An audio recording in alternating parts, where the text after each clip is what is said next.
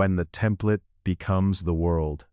You fill out a form that has no field for what is actually happening, so you choose the least wrong checkbox and hope no one asks questions later.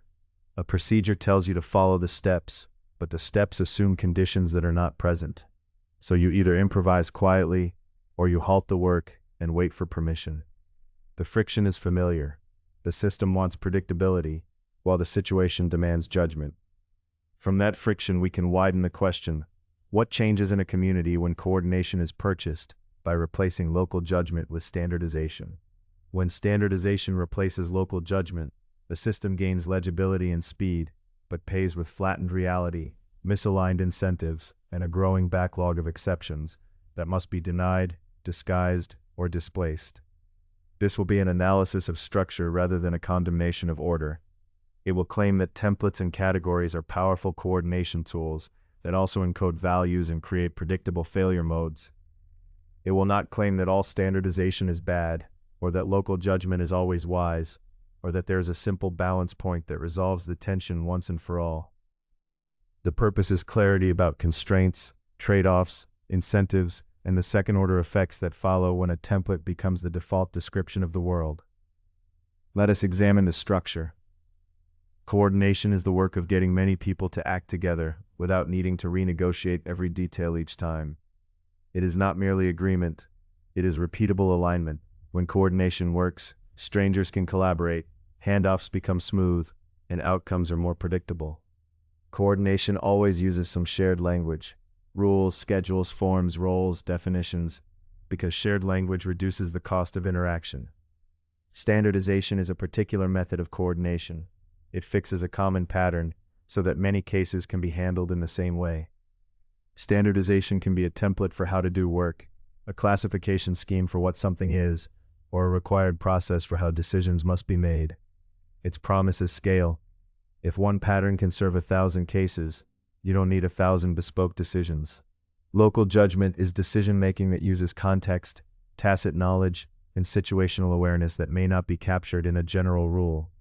Local does not mean small in importance. It means close to the reality being acted on. A person on the ground can notice that the surface is unstable, that the client is confused, that the data is contaminated, that the environment has shifted. Local judgment is not the opposite of discipline. It is the use of discretion where the map is incomplete. An exception is a case that does not fit a standard pattern, but is still real and still consequential. Exceptions are not rare in complex environments. They are common because real conditions vary. When a system handles exceptions well, it has an explicit process for them: escalation paths, override mechanisms, controlled deviation, or redesign triggers. When a system handles exceptions poorly, it treats them as noise, burdens, or threats to order. We should also define two terms that will carry the argument. A proxy is a measurable substitute used when the true thing is hard to measure directly. We use proxies because they are cheaper, faster, and more comparable. But a proxy is not the same as the thing it points toward. Number of cases closed can be a proxy for work completed, but it is not identical to problem solved. Time to respond can be a proxy for care, but it is not identical to understanding. The more a system relies on proxies, the more it risks optimizing the proxy instead of the meaning behind it. A feedback loop is how a system's outputs become its future inputs. If a template forces people to choose certain categories, the data collected will reflect those categories. Later decisions will be made from that data, reinforcing the original categories. Feedback loops can stabilize a system, but they can also lock in distortions. With those definitions, we can name a few assumptions openly. First, complexity is normal. Many domains have more variation than a single set of rules can capture without losing important nuance. Second, attention is limited. Standardization often emerges because people cannot afford to pay full attention to each case. Templates conserve attention by reducing decision points. Third, accountability is uneven. A system tends to standardize what it can easily audit. What can be audited becomes the center of gravity. What cannot be audited is pushed to the margins, even if it matters. Fourth, error is inevitable. The choice is not between perfect correctness and flawed standardization. It is between different distributions of error. Local judgment can produce inconsistent decisions. Standardization can produce consistent mistakes. Finally, standardization is never neutral. Every template implies an ontology. What counts as a category? What counts as an acceptable outcome? What counts as evidence? What counts as a legitimate exception? These are value choices disguised as engineering. With these terms and assumptions, we can see why standardization is attractive. It lowers coordination costs. It makes training faster. It makes results comparable. It allows planning and budgeting. It creates a sense of fairness by treating similar cases similarly. But we can also see what standardization threatens. It compresses a wide reality into a narrow representation. It moves judgment from the edge to the center. It changes what people pay attention to, because the template tells them what the system will recognize. The question, then, is not whether standardization is useful. It is what happens when the standard becomes the substitute for the real, and when the system rewards adherence to the substitute more than fidelity to the situation. The core tension can be stated simply. Standardization optimizes for coordination at scale, while local judgment optimizes for fit to reality in a particular moment. The paradox is that both are forms of rationality, and each can undermine the other. Standardization promises fairness, but fairness can degrade into sameness. If two cases are treated identically because the template cannot distinguish them, the system may call that fairness while the people inside it experience it as neglect. The rule is applied consistently. The outcome is consistently wrong for a subset of cases. Local judgment promises responsiveness, but responsiveness can degrade into arbitrariness. If two similar cases receive different outcomes because different people made different calls, the system may call that flexibility, while others experience it as bias, favoritism, or chaos. The discretion is real. The confidence in legitimacy erodes. A well-designed system does not choose one pole permanently. It manages a moving boundary between them. The failure mode we are examining is what happens when the boundary is pushed too far, when standardization does not merely guide work, but replaces judgment, and when exceptions are treated not as information, but as defects. Consider the incentives that drive this shift. One incentive is auditability. What can be checked can be enforced. A template produces artifacts, forms, timestamps, categories that can be inspected at a distance. Local judgment produces reasons that may be difficult to verify. If a supervisor, regulator, or downstream partner must trust a decision they cannot witness, the system will prefer decisions that can be demonstrated by compliance with a known procedure. This creates a predictable feedback loop. Because audited fields are what matter for evaluation, people attend to those fields. Because people attend to those fields, the audited fields become more complete than the unaudited context. Because the unaudited context is incomplete, decision makers at the center become more reliant on the audited fields. The system behaves as designed. It rewards what it can see. Another incentive is throughput. Standardization reduces deliberation time. It converts judgment into a sequence. It enables parallelization. Many people can execute the same steps without needing deep expertise. Under pressure, time pressure, workload pressure, resource pressure, the system will drift toward what moves faster. Speed becomes a proxy for competence. But speed has a failure mode. It can convert uncertainty into denial. If the template has no place for "I am not sure," the worker must choose a category anyway. Over time, the system accumulates false certainty. The data becomes clean. The reality becomes less visible. A third incentive is liability management. When something goes wrong, the system asks not only was the outcome bad, but was the procedure followed. Procedure becomes a shield. Following the template becomes safer for the individual than making a nuanced call that later must be defended. This produces an individual-level failure mode, defensive compliance. A person chooses the path that minimizes personal risk, not the path that best fits the case. They do not do this because they lack care. They do it because the incentive structure punishes visible deviation more than it punishes invisible harm. When harm is distributed in quiet, the template can be followed with a clear conscience. Now consider the system-level failure mode that grows from this, the exception backlog. Complex systems generate edge cases continuously. New conditions appear. Rare combinations become common at scale. People encounter situations the template did not anticipate. If exceptions are expensive to process, if the escalation path is slow, if approvals are scarce, if deviation is stigmatized, people will stop escalating. They will instead do one of three things. First, they will force fit the case into an existing category. This keeps the process moving. It also corrupts the meaning of categories. The label becomes a convenience, not a description. Second, they will create shadow work, unofficial steps, side channels, personal favors, undocumented adjustments. Shadow work restores local judgment, but it does so without visibility. The system loses the ability to learn from what its people are actually doing.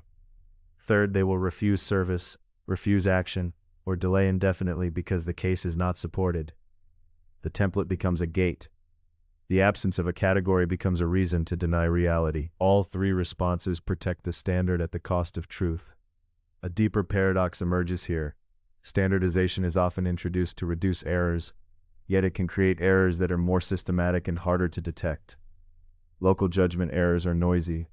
Different people make different mistakes. The system can sometimes correct them through redundancy, second opinions, peer reviews, supervision. Standardization errors are uniform. A bad assumption in the template is replicated everywhere. The mistake becomes scalable. Uniform errors are dangerous not because they are dramatic, but because they become normal. They stop being questioned. When everyone follows the same steps, the absence of disagreement can look like evidence of correctness. In reality, it can be evidence that dissent has been desired out. This is the proxy problem in its mature form.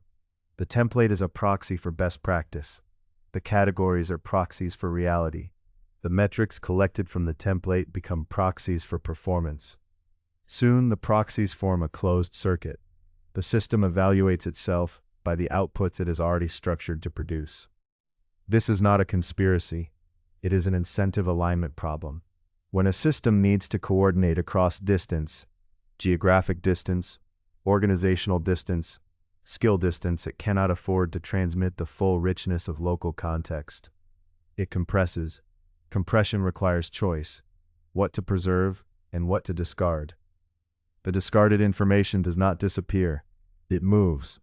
It reappears as friction, as rework, as complaints, as burnout, as misclassification, as conflict between teams. The cost is paid somewhere. A subtle failure mode appears at the individual level.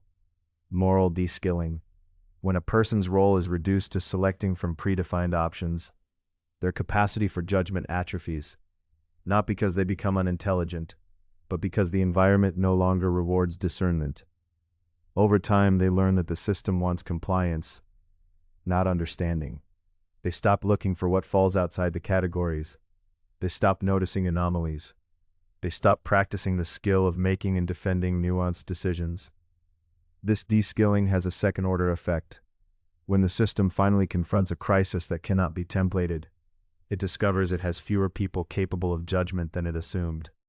The system optimized for routine, and then found itself unable to handle the non-routine. There is also a complementary failure mode, overconfidence in best practices. A standard is often derived from past successes, but a past success is not a guarantee. It is a context-bound outcome. When the context shifts, the best practice can become a ritual. People treat the standard not as a hypothesis, but as a law. Here, the tension between optimization and meaning is clear. Optimization wants repeatability. Meaning requires interpretation. Interpretation is slower, harder to audit, and more dependent on expertise. Optimization creates incentives to remove interpretation. Yet removing interpretation is itself an interpretation. It asserts that the world is stable enough to be covered by a template. That assertion is sometimes correct. It is also sometimes a hidden gamble. A final paradox. Standardization can create the appearance of coordination while reducing true coordination. If different parts of a system use the same categories, they can exchange data easily. But if the categories are too coarse or misaligned with real conditions, the parts may coordinate on paper while diverging in practice. They will say they are aligned because the labels match. Meanwhile, each part performs local workarounds to compensate. The shared language becomes a false common ground. This is a coordination failure disguised as coordination success. The system-level incentive is to keep the language simple enough that it can be shared widely. The local incentive is to make the language nuanced enough to be useful. The conflict is structural, not personal, and so we arrive at the central question again, now with sharper edges. When standardization replaces local judgment, What is gained is predictability and legibility. What is lost is fidelity to reality, and with it the capacity to learn from exceptions rather than merely process them. Second-order effects are the results that arrive not immediately from a change, but from the way the change alters behavior over time. Standardization's first-order effects are easy to name. Faster onboarding, consistent outputs, easier reporting, more uniform service, reduced variance. Its second-order effects are quieter and more persistent. One second-order effect is category drift. When people must fit reality into limited categories, the meaning of categories stretches. A label that once meant something specific becomes an umbrella for many different situations. Over time, the system's data stops describing reality and starts describing the system's constraints. This matters because data often becomes the basis for future decisions: staffing, resource allocation, risk assessment, planning. If the categories are drifting, the planning will be miscalibrated. The system will respond to a distorted picture of itself. Another second-order effect is the normalization of exception concealment. If exceptions are punished, people hide them. If exceptions are costly, people avoid naming them. If exceptions create delays, people work around them. These behaviors are rational under the incentive structure, but concealment prevents learning. A well-functioning organization treats exceptions as signals, places where the model of the world does not match the world. If exceptions are not recorded accurately, the model cannot improve, the template cannot evolve, the standard ossifies.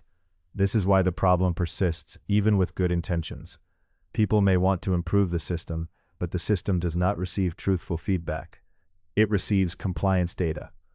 A third second-order effect is the relocation of complexity. Standardization does not remove complexity, it moves it. If the front line must follow a strict template, then the complexity that was previously handled through local judgment appears downstream as rework, escalations, and conflict between specialized teams. The work becomes someone else's problem, often in a place with less context. This relocation has a measurement consequence. The standardized area looks efficient because it exports its difficult cases. The receiving area looks inefficient because it imports ambiguity. The system may then optimize by further standardizing the receiving area, repeating the pattern. This is a failure mode of local efficiency.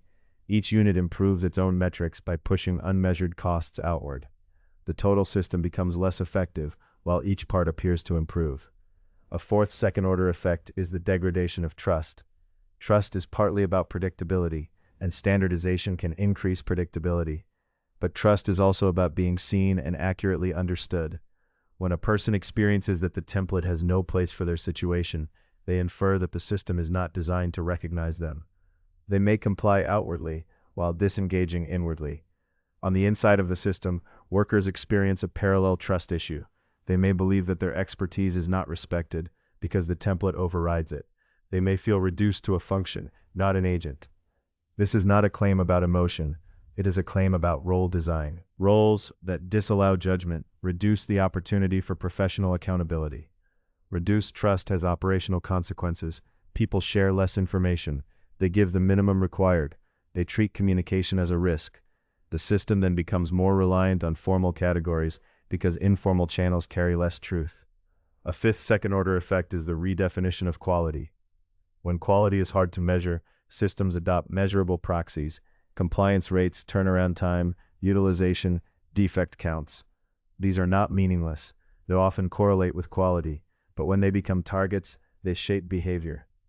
If a team is rewarded for closing cases quickly, cases will close quickly. If a team is rewarded for low variance, variance will drop, sometimes by excluding difficult cases. If a team is rewarded for clean documentation, documentation will improve, sometimes at the expense of the underlying work. The trade-off is not between metrics and no metrics. The trade-off is between metrics as instruments and metrics as masters. When standardization replaces judgment, metrics tend to become masters because the template is the mechanism that generates the metrics. A sixth second-order effect is the weakening of error detection. In a flexible system, anomalies stand out because patterns vary. In a rigid system, anomalies can be forced into the same shape as everything else. The process produces uniform artifacts, regardless of underlying differences. This reduces the system's sensitivity to early warnings. This consequence persists because uniformity is comforting to oversight. Uniformity reduces the cognitive load of supervision.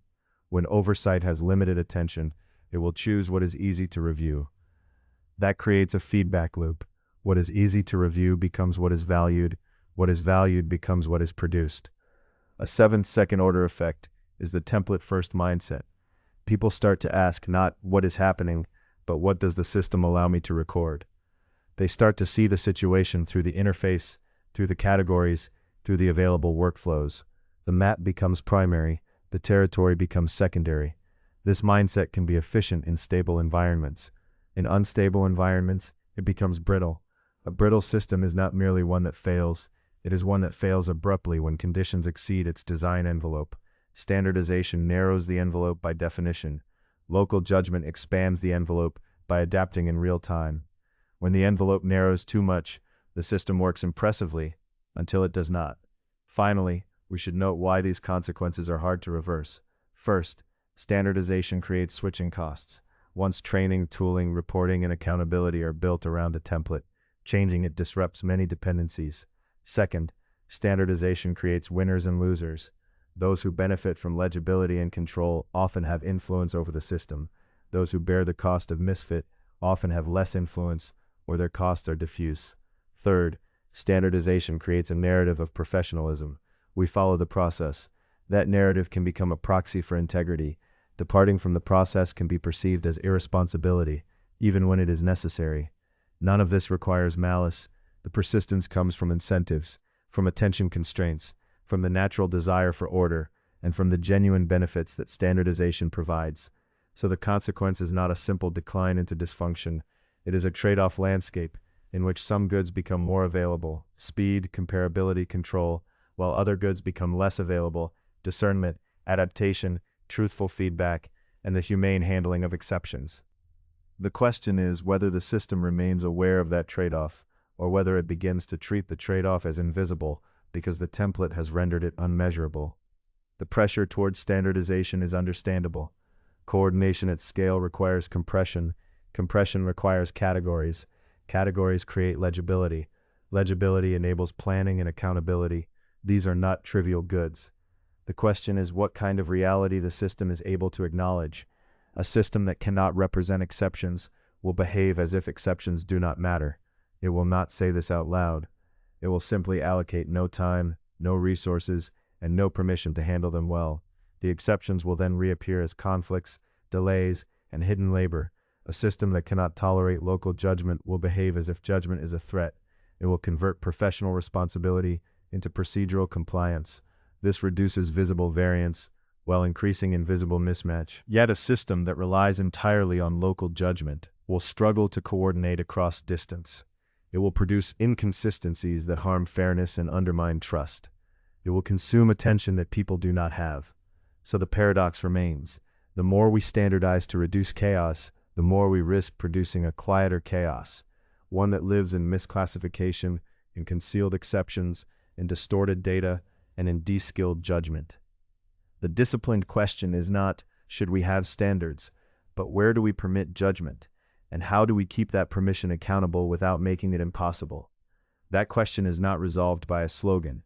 It is resolved, if at all, by design choices. Which fields are mandatory, which overrides exist, how exceptions are recorded, what is audited, what is rewarded, and what the system chooses to ignore. We can notice a practical marker of health without turning it into a formula. In a healthy system, exceptions are neither romanticized nor punished. They are treated as information about the boundary of the model. In an unhealthy system, exceptions are treated as personal failures or inconveniences. We can also notice a marker of distortion when people speak more fluently about what the template requires than about what the situation is. The proxy has become primary. When reports become more persuasive than reality, coordination has become performance. But even these markers do not produce certainty. There are environments where strict standardization prevents catastrophic error. There are environments where discretion invites bias. The same mechanism can be protective in one context and destructive in another. The posture that remains, then, is not a demand for purity. It is disciplined attention to incentives and constraints. When you see a template, you can ask, what does this make easy? What does it make hard? What does it force people to lie about? What does it prevent people from saying? What kind of error does it make likely? Noisy error or systematic error? Who benefits from legibility and who pays for misfit? This is reflection without resolution. It does not promise a stable equilibrium between standard and judgment. It acknowledges that systems drift toward what they can measure and audit, and that meaning often lives in what does not fit. If coordination is the goal, then the question becomes what kind of coordination we are building. Coordination that merely aligns outputs, or coordination that remains truthful about the world it acts upon. The two can coincide, but they can also diverge. In that divergence, the work is not to denounce templates, nor to sanctify discretion, but to remain clear about what each choice permits, constrains, and ignores. Clarity requires restraint.